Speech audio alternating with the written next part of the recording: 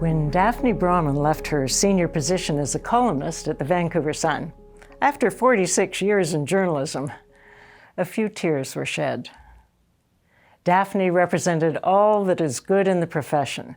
She approached issues and people with integrity, curiosity, and guts. Boy, did she have guts. Whether she was pursuing the abuses of young women at Bountiful or exposing the frustration and the confusion people feel when they're trying to deal with government. Daphne never lost her compass. Bring to public attention issues that matter. Daphne Bramham's rich voice on the front page of our newspaper is missed. Daphne, isn't it amazing to talk about 46 years ago and starting into journalism? Do you remember the first day you showed up at the Vancouver Sun? I actually remember before I showed up at the Vancouver Sun, one of my colleagues in the press gallery in Victoria had drawn me a map of the newsroom, and with names and people. There was even the poison skull and crossbones to show me where the toxic areas were. So I remember walking into the Vancouver Sun, and I'd worked at Canadian Press downstairs from the Sun's newsroom, so I knew quite a few of the people. But I walked in, and there were close to 200 people that worked in the newsroom at that point. And a big fat paper. A big fat paper with many editions. So we still had, I believe, 3 editions. So you would be writing for 3 different editions and updating for the evening paper, which was the big one, which was delivered. And so talk to me about that last day then. It wasn't the buzzing media newsroom that you went into. No, the last 3 years that I worked at the Sun, there was no newsroom. The newsroom got shut down in March of 2020 for COVID, and we never went back. And so my last day at the Sun, I drove to the newsroom, which is still there. It's empty. It's got all the desks. There are no computers there. I drove there to drop off my computer and my phone. The only person there was the photographer who took my photo and the IT person who collected my equipment. So what's going on here? Is it can't be just because of digital? It is because of social media to some extent. It's a lack of trust in institutions. Everything that affects government, everything that has changed all of our lives, from social media to the internet. The internet was supposed to be good. It was supposed to mean that we would have many more voices. And of course, we have so many more voices now that the big voices are being squashed out. I thought it was interesting when Peter C. Newman died recently, and he was sort of eulogized as the last most influential journalist in Canada because he was read by 1 million people a week. There just is nothing like that anymore. When I started in journalism, it was kind of a labor of love. I knew that when I went into journalism, I would never get paid as well as lawyers and many other people. I knew that it would not be a particularly well-paid job because of unions and unionization. It became quite a well-paid job. Certainly after Watergate and suddenly journalists, everybody loved journalists for a while, very short while. We got paid quite well, but I never had a raise in the last 15 years. So, people talk about the cost of living and inflation. I never got a raise in 15 years. And so the future, or where do we go for news? How do we find those voices? You're going to have to look really hard, and there are going to be fewer of them, because if you're a young person who wants to be a journalist, you have to either make the sacrifice of money, or you decide that you need to feed your family, and the only way you're going to be able to afford to buy a house, particularly in a market like Vancouver or Toronto, is if you take a better paid job. And so they're leaving. And so, for opinion, people go to blogs and they think bloggers are great, and some of the bloggers are great. There's some former journalists who are now running their own blogs, and they're very good. They're still doing the same work. I don't know how they're making any money at it, and that's the question. People need to understand that if they want good news and well-researched opinion, they're going to have to pay for it, and they don't like paying for it. Nobody wants to pay for anything anymore. They think everything's free. It started with television, right? Remember when cable came in? Oh, I'm not paying for cable. I'll keep my rabbit ears. But I wonder what you would say to young people today. Would you encourage them to go into journalism? What I have told some people who've asked me is, if you feel compelled to do it, then you should do it. It's a wonderful career. It's a wonderful career because it offers you so many opportunities. I mean, there's so many bored lawyers and so many people that have jobs that are simply jobs. I never felt it was just a job. I loved going to work. I loved my job. So if you're compelled to do journalism, if you feel like every day you want to get up and not know what's going to happen, and feel like every day you can talk to somebody who's extremely interesting, or you're going to be sent to do something that's important, or you're going to be able to be a witness to some incredibly historic event, then you should do it. But you should go in eyes wide open that if you want to make a lot of money, it's only the celebrity journalists that are making a lot of money. Were you compelled as a young woman, Absolutely. Child? Yeah, as a child, were you writing stories? Oh my gosh, yeah. My mom was a teacher, and she was of the generation that she had to quit. She had to quit her job. She was forced to quit. After she died, I found 3 copies of the letter that they sent her, and it said, you did not respond to the Board of Education, the Board of Education's earlier request that you submit your resignation before your marriage. So we're asking you one more time to submit your resignation before your marriage, and only then, if you submit your resignation, will we give you the day before your wedding off.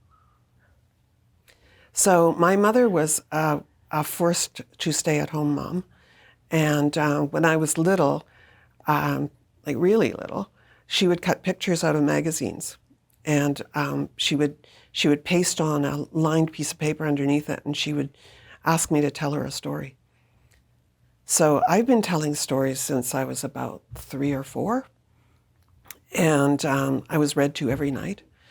My family was very, very open to discussion. At Sunday dinner, we quite often had my grandmother and step-grandfather came almost every Sunday. The minister and his wife came most Sundays as well. And there was always a huge discussion. And we were distraught when the library closed on Sundays, because that was the fact-checking in those days. If you got your facts wrong, somebody ran to the phone and phoned the public library and fact-checked your stuff. So that's how I grew up, with books all around, and I was allowed to read anything. My parents were voracious readers. Any book, any magazine, anything in the house, we were allowed to read. So I read Valley of the Dolls, I think, when I was in grade 8, which was a book that was quite controversial at the time. And I was pretty much told that I could be anything I wanted to be. But against that backdrop of me writing stories all the time and talking all the time, my parents were shocked that I wanted to be a journalist. Why? They wanted me to be a lawyer. At the time, I mean, they thought that journalists were drunks with empty Scotch bottles in their bottom drawer. And when I went to the Globe and Mail, actually, my first day, they assigned me a desk, and I got some old guy's desk, and I indeed did find a bottle in the bottom drawer and a dried up sandwich. And you thought Mom was always right. Well, and Mom was particularly not impressed when my first job was in sports. And so I started in the sports department at the Globe and Mail, and I was, strangely for someone who grew up in the prairies, I was the yachting reporter for the summer. So I went to. That's funny. I remember going on you had to get dressed up to go to the Royal Toronto, whatever it's called, RCYC, Royal Canadian Yacht Club. You have to get dressed up, and they don't let women go on the boat. So they had to come and get me in a separate boat or something, in a little dinghy. And I was walking around with the manager, and I was looking at all these boats. I'd never seen a keelboat before, because I'd only ever seen dinghies. And anyway, that was my summer at the Globe and Mail. And then I got a job at the Leader Post as a sports writer. And I told them that the only sport I wouldn't cover is hockey, because I don't really know very much about hockey. So the first thing I was told to do was go and cover hockey. And so I took my dad to the hockey games with me. And as he commentated in your ear, you wrote it down? Well, I was sort of saying, what are they doing? Why is that? What is that? So I learned pretty quickly about hockey. But I ended up going in dressing rooms, which was a bit disturbing for both my parents. And the only person, my experience, and I was covering college sports, university sports, and my experience was they were all the young men were all wonderful. The only person, I covered the national championships, and a Hall of Fame person who was a coach of one of the teams at the time, I went to both coaches and said, at the end, I have the same deadlines as everybody else, and I'm going to come into the locker room with the other reporters, and I'd appreciate it if you'd warn your players, and maybe they'd like to keep stay dressed. And I walked into the dressing room, and the only person without clothes was the coach. I didn't tell my mother that story. Well, that's a really terrible way to treat a reporter. Yes. Your mom features heavily in all of your stories, and of course, all of us as journalists, we're working in a context. Mm-hmm. And one of the difficult contexts for you in the last while was when your mom got ill. That was a tough time.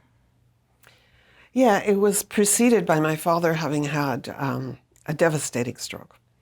So he could speak. He lost his ability for language and couldn't walk. And my mother kept him at home for 5 years.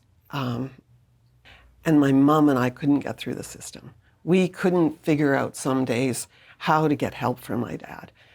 And I remember one day she phoned me and she said, they've cut off home care. They called her on a Thursday morning and said, starting Monday, there will be no home care for your husband. And she said, what do I do? She said, I've called him, and so I got on the phone and I called the Deputy Minister of Health. And I called the Minister of Health, and I called my mom's MLA.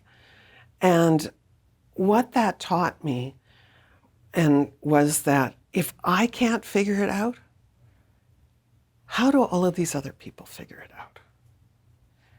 And I had just recently been appointed, I just recently changed over from being the editorial page editor to being a columnist. And what that served to do was I changed what I wrote about. Absolutely. Because if I couldn't do it, if I couldn't figure it out, I mean, it is the most disturbing thing to me that it takes people going to a journalist, to a reporter, to get help from their own government. And it happens over and over and over again. And in the end, I would say most of the last 20 years, those are the stories I did. All through COVID, all those people who couldn't visit their loved ones. I mean, I ended up being one of them. I could not see my mother. My mother died of loneliness. On the death certificate, it says she died of COVID. She died of loneliness.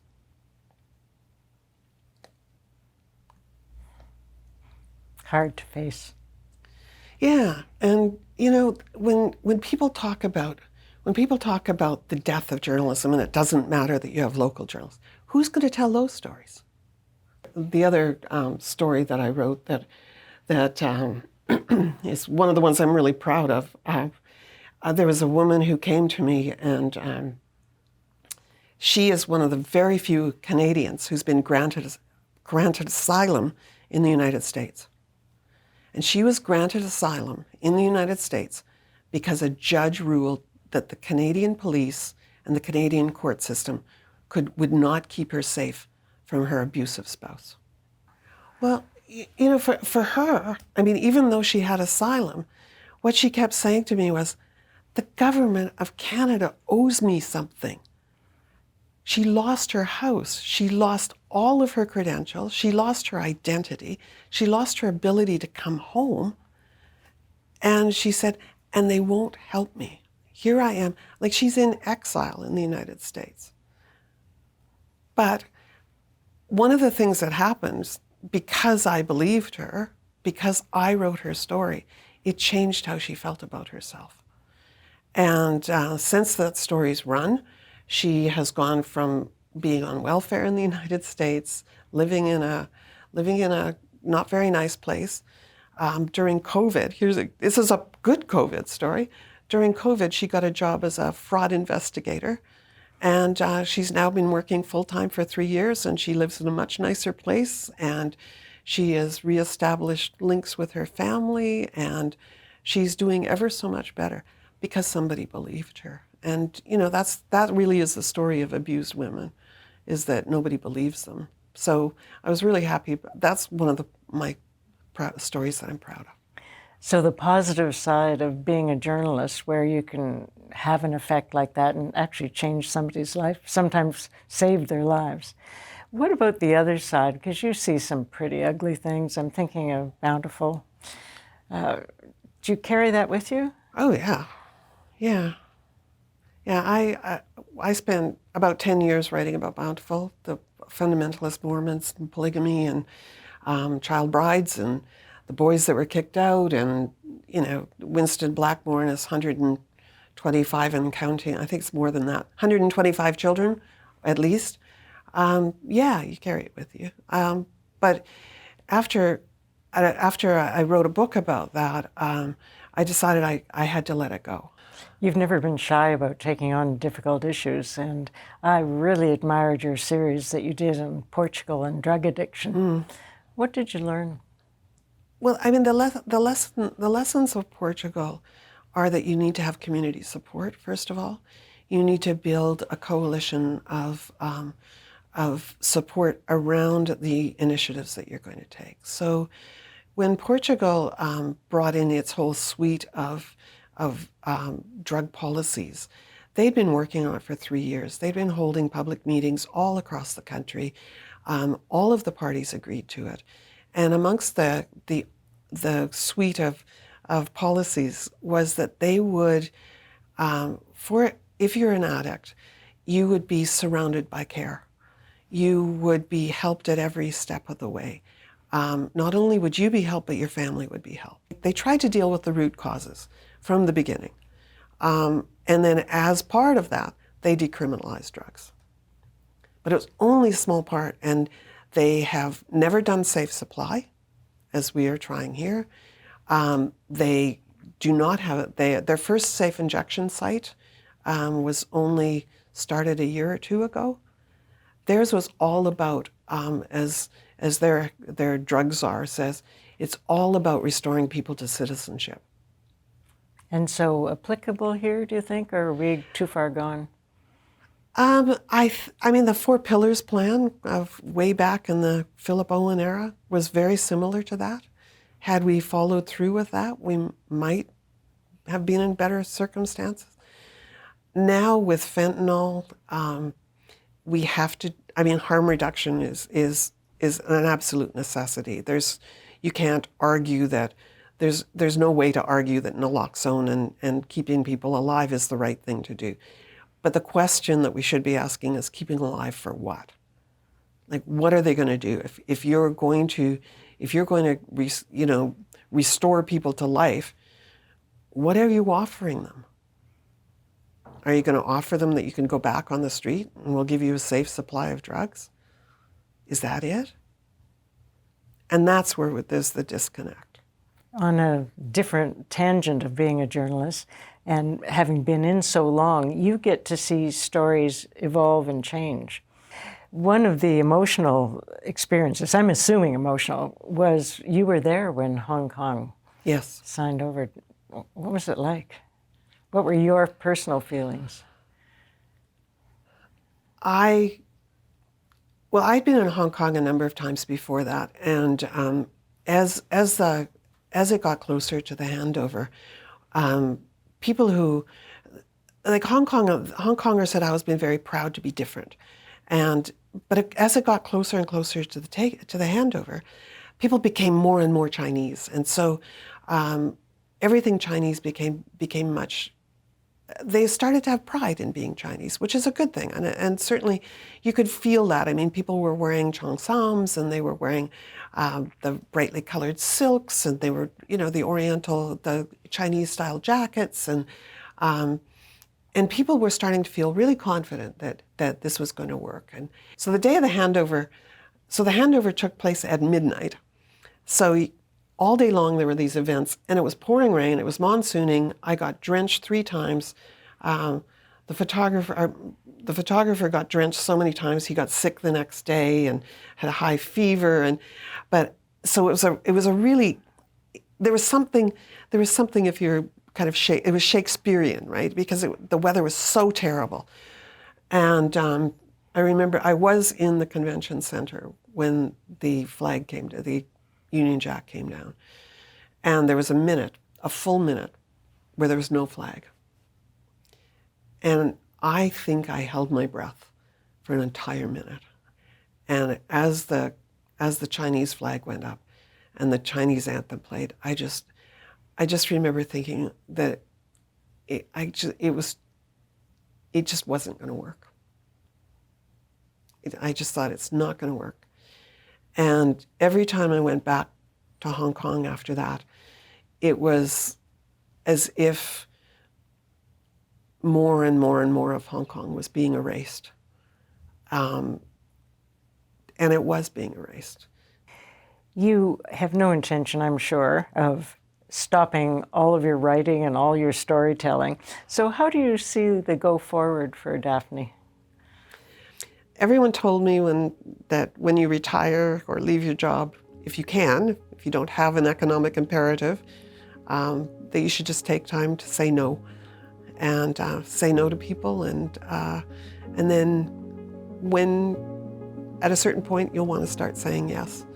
So I expect to start saying yes to things sometime early in 2024. And in the meantime, I hope to actually sit down and write, do some of this other writing. I can't wait to see what yes turns out to. Thank you so much, Daphne, for everything you've contributed and how much you've influenced public policy. My pleasure, thank you. Daphne Bramham, a BC legend.